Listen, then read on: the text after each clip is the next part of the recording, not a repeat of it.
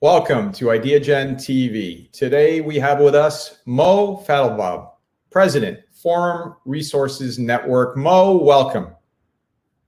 Thank you, George. Great to be with you. You know, Mo, it's always exciting for us at Ideagen TV to have individuals that are truly inspiring and changing the world, like yourself. And I'm so ecstatic today to have you with us because we will highlight you and everything I'm talking about relating to changing the world. So, heartfelt note of welcome to Ideagen TV, Mo. Thank you. Thank you. Changing the world is a great mission that we share, and I appreciate this opportunity. Thank you again. Well, and as you know, I like to say, Mo, changing the world is not easy. And if it were, someone would have done it a long time ago. so here we are. Leading right into the interview, can you describe for us, for our global audience, literally a global audience across the world, individuals looking for inspiration and really good news, right? Looking for good news. Can you describe the empowerment dynamic and how you believe the public sector, private sector, and our communities can use this dynamic to their advantage and further the development and overall achievement of those 17 United Nations global goals? Piece of cake, George. Wow. I mean, let's solve the world's problems right here, right now. I love it. The empowerment dynamic came as a result of something called the drama triangle. And the drama triangle started with a victim who blames everyone but him or herself. And the victim in particular would blame a persecutor, who's the person that would give them a hard time about something. And then they would go to a hero or a rescuer to solve their problems. And in this drama triangle, what happens is the person who plays the victim simply creates this drama, and there's not a lot of productivity, not a lot that goes on to fix the situation because the victim isn't taking ownership. So the empowerment dynamic, by contrast, the victim is no longer a victim. The victim is a creator. And where the victim would look to blame someone else for a situation, the creator says, I got this. And where the victim might blame a persecutor or go to a rescuer, instead the creator has a coach, a challenger.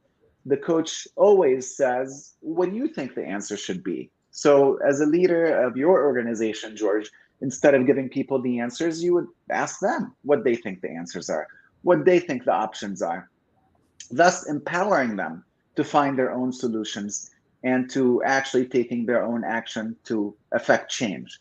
And then, of course, the same is true if you play the role of the challenger instead of the persecutor. You say to somebody, I know you could do better than that. I know you have a greater ability within you in terms of what I've seen you do before and what I believe you could do even in this situation that seems very difficult.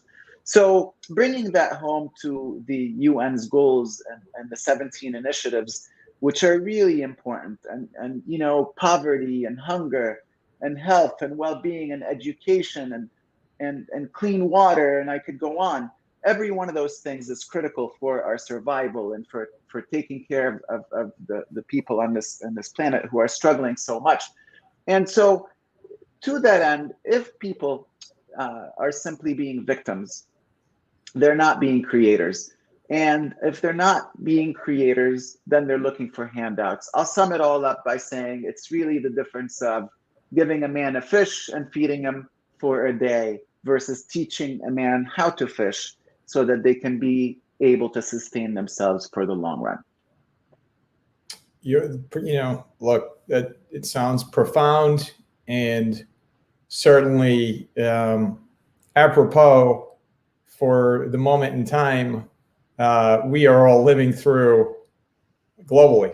With all you need to do is turn on your television to see the challenges the overt challenges that the world faces. And so I'd like to ask you, Mo, a follow-up to that, because it sounds incredible to empower people across the planet and to arm them with the ability to do so.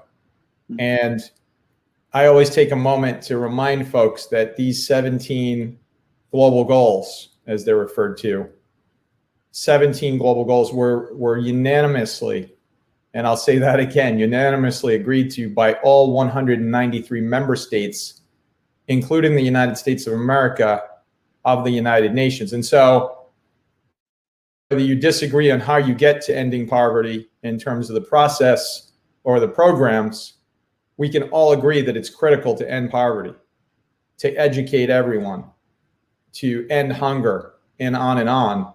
And it's remarkable that these 17 global goals are not only in place, but also being measured against the various factors that the UN put in place, again, including with the assistance of the United States of America and the lead of the United States of America in this process. And so what risks, if any, do you believe the leaders of our government and private industries need to take to create an environment, Mo, that emphasizes the UN global goals and ultimately promotes their success and achievement? Yeah, it's an important question. And, there are a lot of people out there that really want to do good in this world. There are a lot of people out there who are very conscious of the amazing opportunities we have here in the US in particular, who maybe are less willing to look abroad and to see the pain and strife that others in the world are going through. Today, as you can see on TV, we've got the implosion in Afghanistan. We had the earthquake in Haiti, which already is one of the poorest countries in the Western Hemisphere. I believe the poorest country in the Western Hemisphere. And so, for somebody like you and me, I don't think there's a risk. I think it's about making a decision that it's important to do good and to figure out how to empower these people and how to provide them with the tools and resources to empower themselves so that they could grow. Some of the risks, however, I think have to do with different constituencies. If you are a politician and you're running for office and your constituency doesn't care about some of those initiatives, then perhaps you're risking your role. You're risking your ability to be elected. If you're a CEO of a public company and you have a responsibility to your stakeholders, your shareholders, and those responsibilities may not include the items in the UN's list of 17 goals.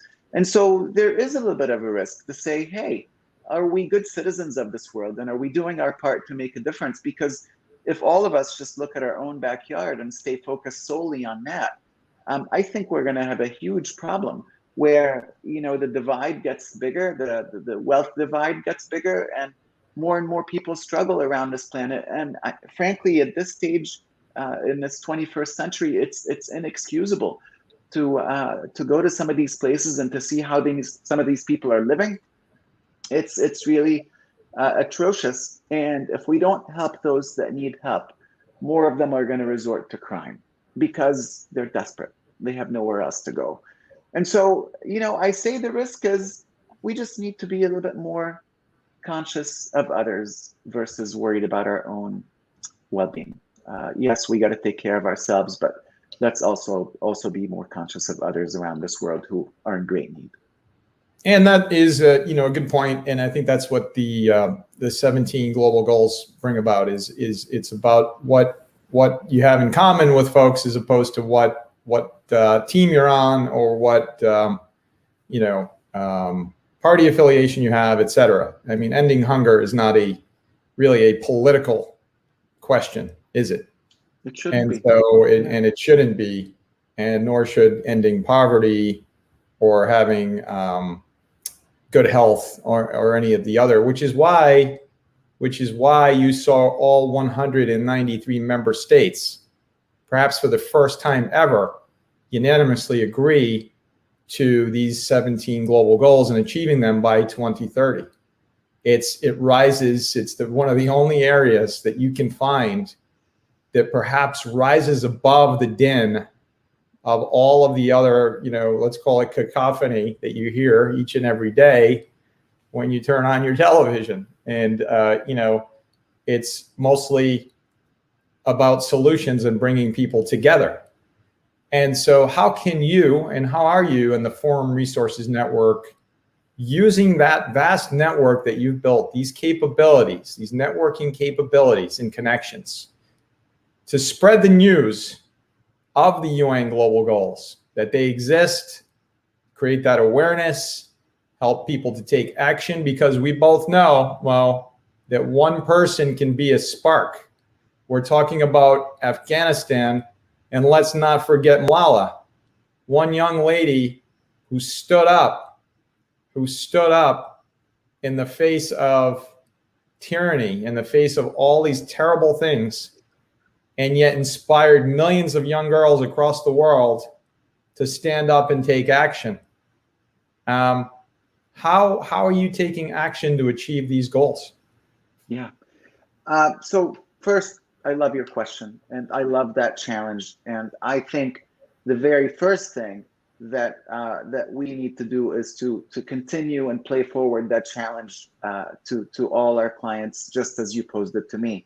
Our clients largely happen to be CEOs and entrepreneurs, and that has been the case since we started in 1997. I would say 90% plus of our clients are CEOs and entrepreneurs. And I would bet you, George, that 90% of them probably haven't even heard of these 17 goals.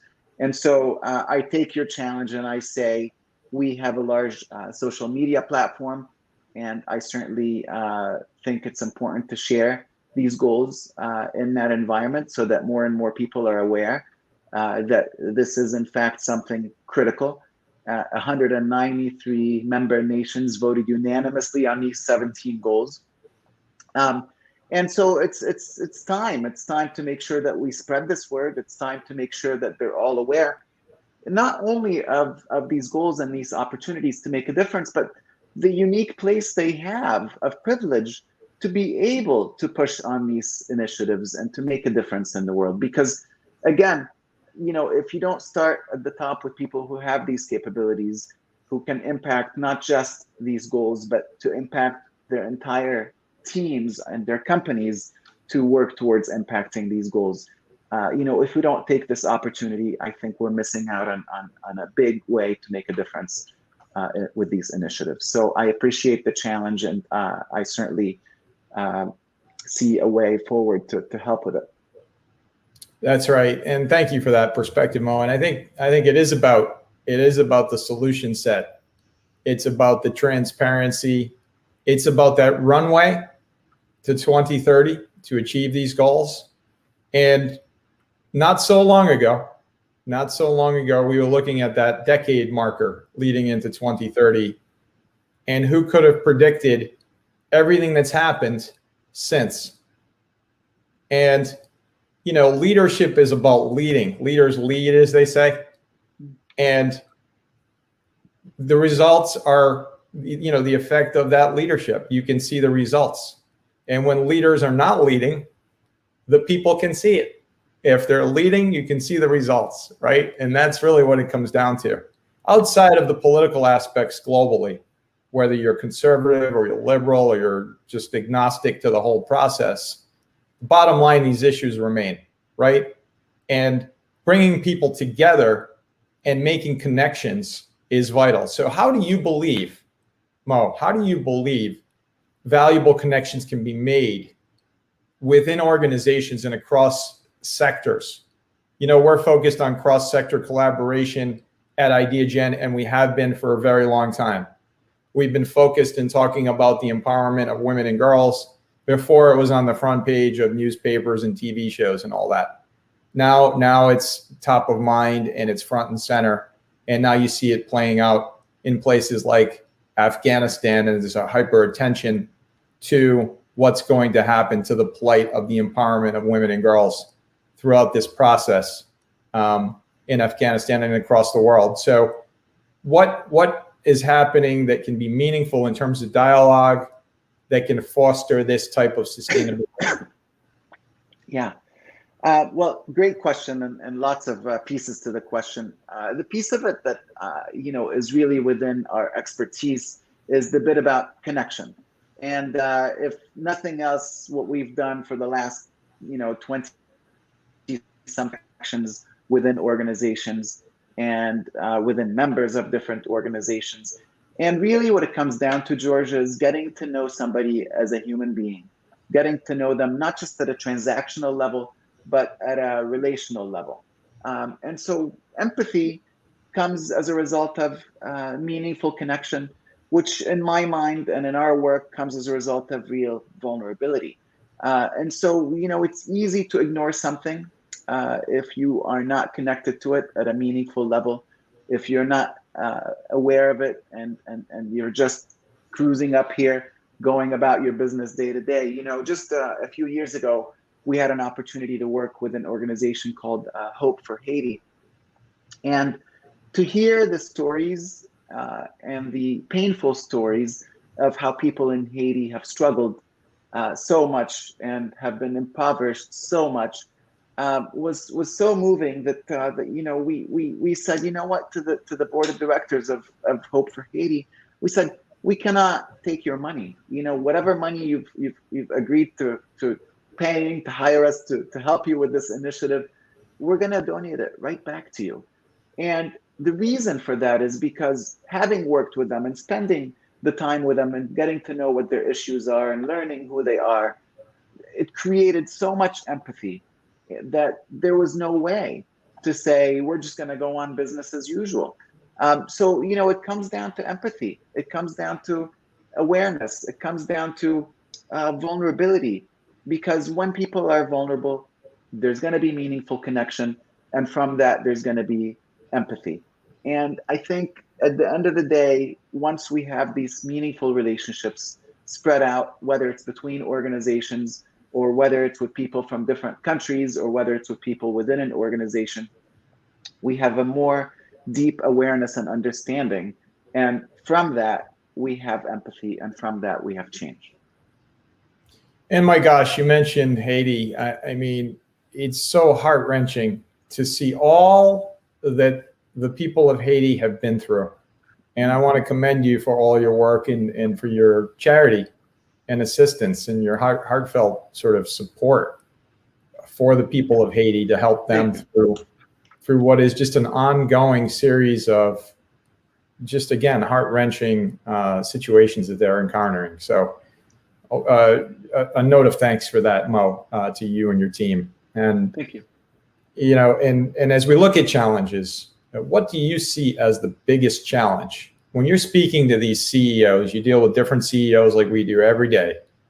What do you see as the biggest challenge when talking to them and other high-level executives, of course, on changing their workplace culture? So in the workplace, there's a culture or a shifting of their perspective to solve their most pressing challenges. Yeah.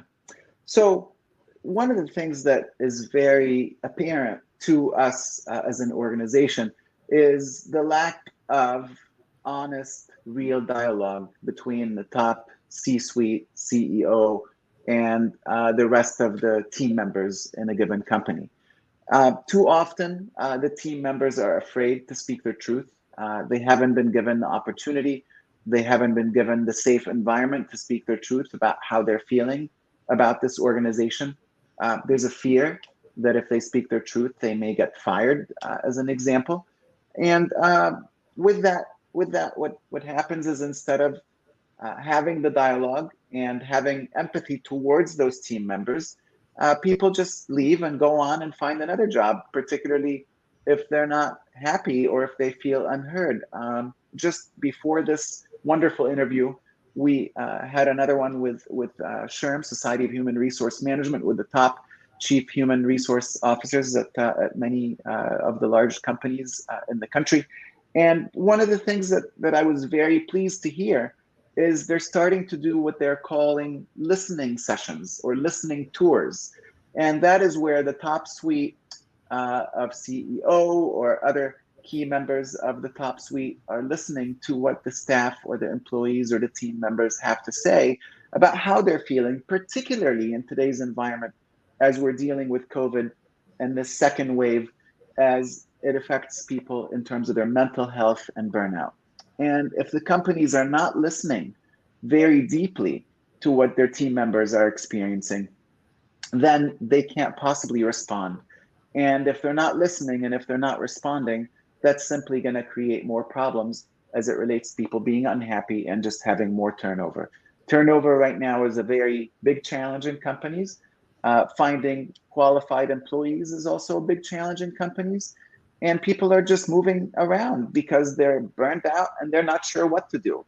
But if you have these listening sessions that provide an opportunity for understanding and empathy, then there's an opportunity for change. I heard from a couple of CHROs on this call that one of these companies is providing no email Fridays, no meeting Fridays, no emails during long weekends. So you don't come back to 100 emails on a Monday morning and begin your week, with amount of stress that is unbearable, or worse yet, feeling like you have to respond to emails over the weekend. And so the empathetic workplace is really the notion here. And I think that really can go a long way in helping people feel better about what they're doing, feel better about themselves, feel better about their jobs, and hopefully improve the mental health, burnout, and create the connection between the top management and the rest of the team members. Yeah, and there's so many different shifts in the way you're seeing work today, and it will be very interesting to see where that all lands, right? How does the hybrid versus completely virtual versus in person all play out? I mean, we all know that relationships in person are built in person, and very difficult to build and to make an introduction, even of employees virtually versus purely via technology. So really fascinating to see your work in this area and how you're leading with empathy and the other side of the coin is productivity and upskilling and reskilling and matching that upskilling and reskilling to the jobs that are open, the millions of jobs that remain unfilled, and yet we have unemployment. So there's all these challenges of connecting the dots, right? And I'm sure that comes up a lot in your conversations. Absolutely. And so interested to hear, Mo, from you on, this is a great question, and I love this, is what qualities do you believe are the most important for a successful, impactful leader, including what negative qualities do you think are the most common that let's even be more accurate, a successful leader should seek to avoid as well? As I hear this question, I have this vision. One of my first jobs out of college, actually, I was in college and it was sort of a co-op, kind of like an internship. And I was working at this large company. I'm not going to name it because I don't want to throw anyone under the bus. And I was commenting to one of my coworkers about how amazingly supportive and lovely our CFO was. And he's the person to whom I was reporting in that job. And somebody heard me say that, and he said, you have no idea who he used to be. And they said just a couple of years before that, he literally stood on somebody's desk, pointed his finger at this person, and proceeded to yell at this person and berate him for however much time he did. And I was in disbelief as I heard that, because I this guy was nothing but the opposite of that towards me. But as I hear your question, today in this environment, what is really becoming clear is the modern leader is transparent, vulnerable, growth-oriented, courageous, And one of the things about being vulnerable is vulnerability requires courage. And the reason it matters to be vulnerable at the top, because old school leaders were not vulnerable. They were like, autocratic, do as I say, not as I do. But in an environment where there's no vulnerability, it means that the CEO himself or herself is pretending to be perfect. And if you are pretending to be perfect, which we know you're not because no one is, then you're modeling for the rest of your team members to also pretend to be perfect. And in that context, what happens is people make mistakes and they hide those mistakes. Whereas in a modern organization, we understand nobody's perfect. But if we understand your imperfection, if we understand where you're likely to make a mistake, either we're going to have somebody else do that, or we're going to teach you how to do that. But if you just sweep it under the rug, we can't do either of those things. And so the opposite of that is a CEO who's a know-it-all, whose ego gets ahead of the work.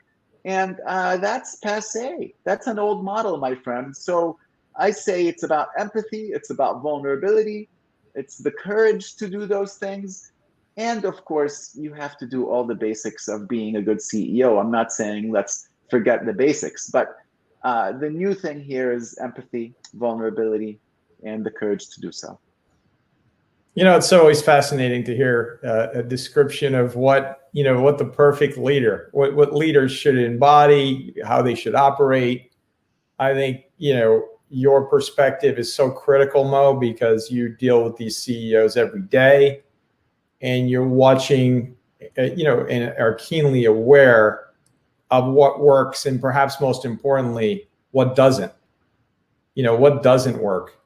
And I learned from our past and late chairman of our board, former Congressman Louis Stokes, who was a statesman. He was a gentleman, and he was just a great guy. How you should conduct yourself when dealing with others. When I asked him one day, and I've recited this story often because I think it says a lot. It says a lot about leadership. How can he have been so nice is what I asked him. Such a great, nice person. And yet having served in the House of Representatives for 30 years, not an easy task. All you need to do is turn on the television and realize it's not easy, right? Yeah. And he said to me, he said, George, never mistake being nice for being weak. And I think that's also a hallmark of a leader in leadership. Is you can be nice, you should be nice to everyone, your colleagues, your competitors. It goes to sportsmanship as well. How you lose is just as important as how you win, right?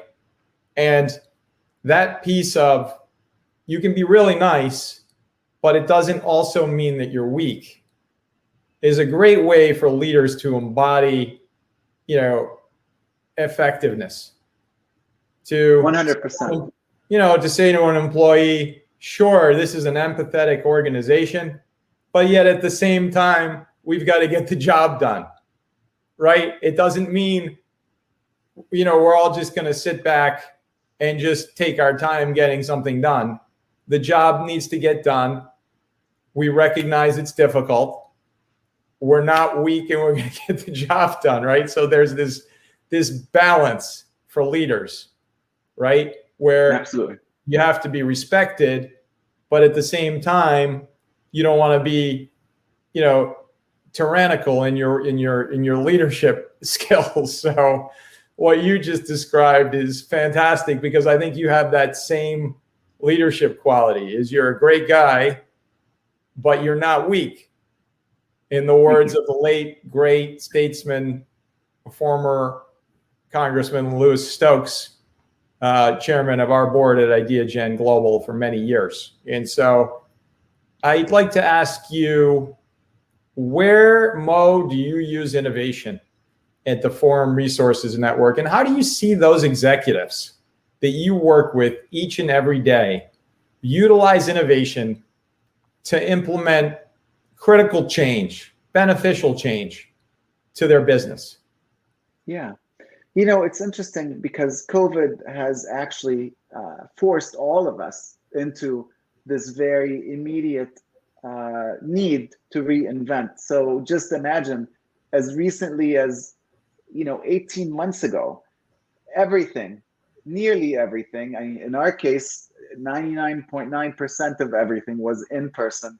Get on a plane and go have a meeting that's in person. And when COVID first came along, we were really grappling with, oh my God, can we still do that? Or are we going to be able to do it successfully in a virtual environment?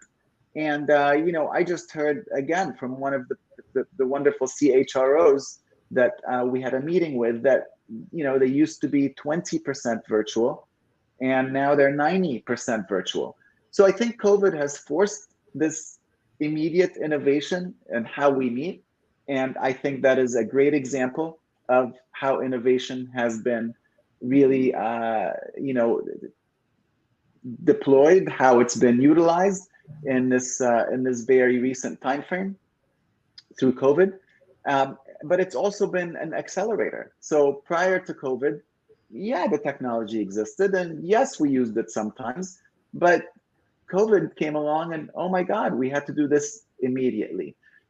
One of the things that's also created is this opportunity for how do we redeploy all the resources that we're using for travel prior to COVID, and now we have all this free resource that can be redeployed for other things, such as the increased cost of living that's coming along with a little bit of inflation that some of us are tasting.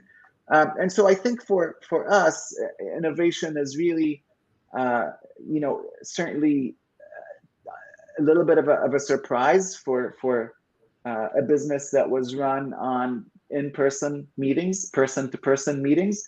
But I would say it's been a pleasant surprise because we just don't have to travel as much. We could spend a little bit more time with our families, and we don't have the stress that goes along with all that travel that we had previously.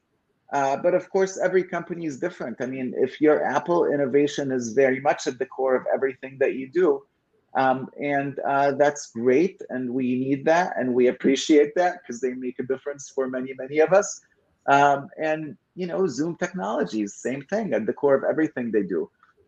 In our business of actually physically facilitating meetings or doing keynote speaking, certainly using those innovations has been very important.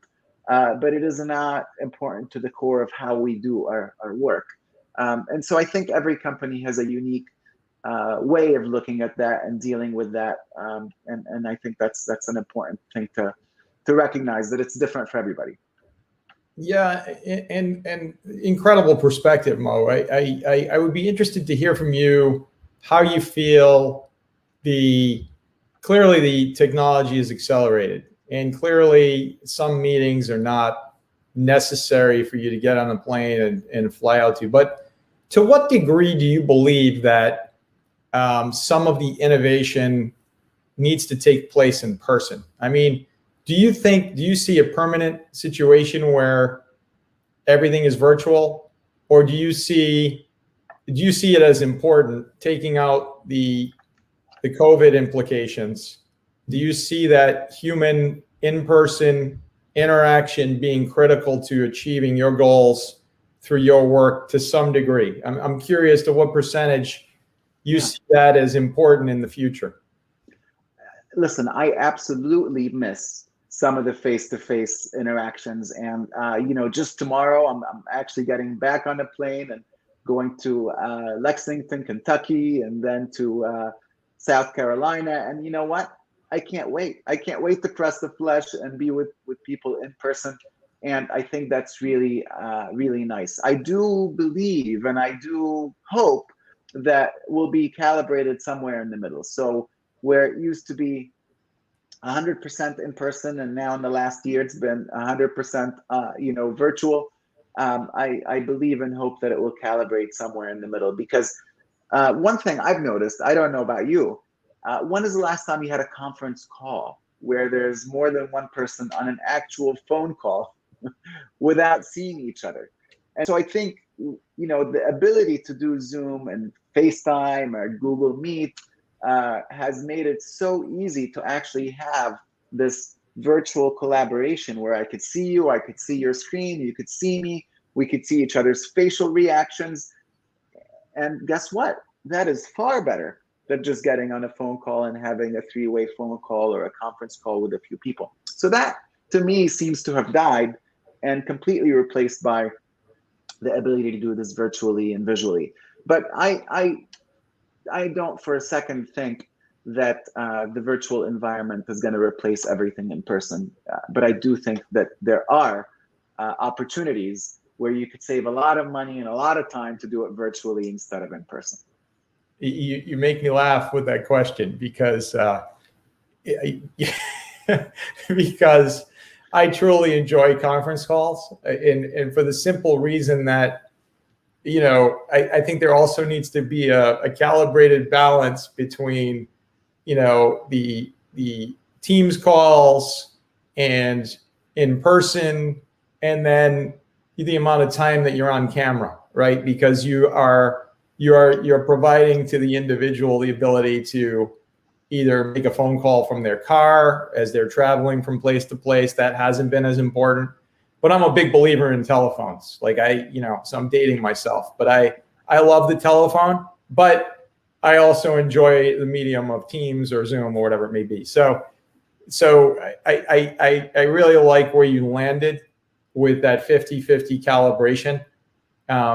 So that, sure, absolutely critical, maybe initial meetings, you know, important to take place in person to make that human connection. But then certainly you can carry on a relationship in terms of business easier and more often, perhaps, if you have this technology that's so incredible right now. So yeah, I'm just looking for that balance and that insight from you, Mo, and want to take a moment to thank you.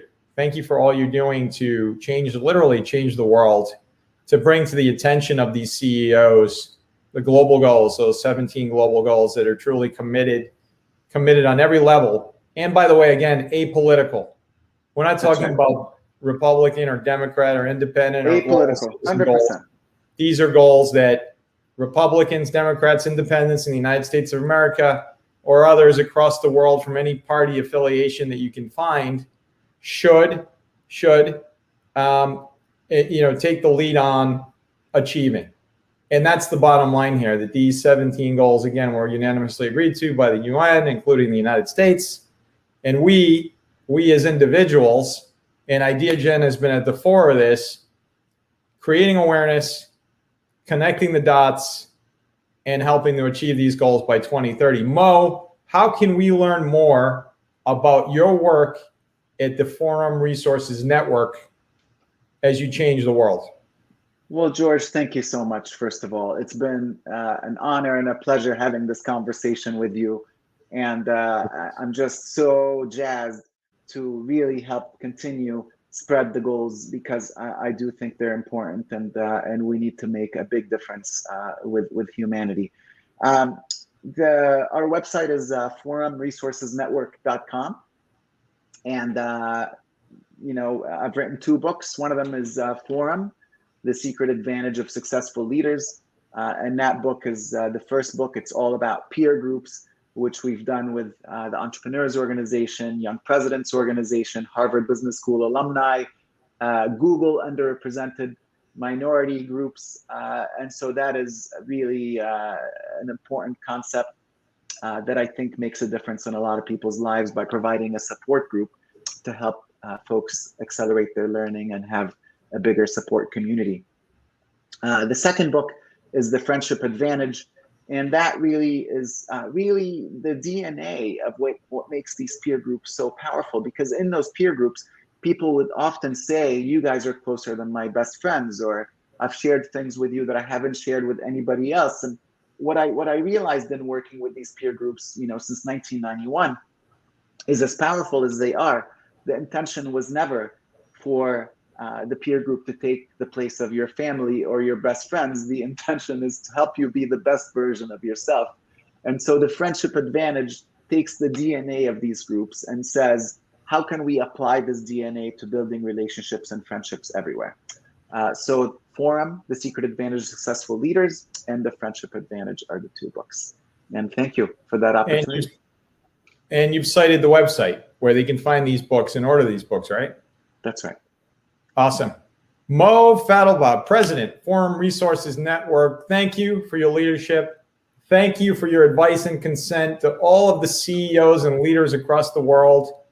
And thank you, of course, for all you're doing to help achieve those 17 global goals by 2030.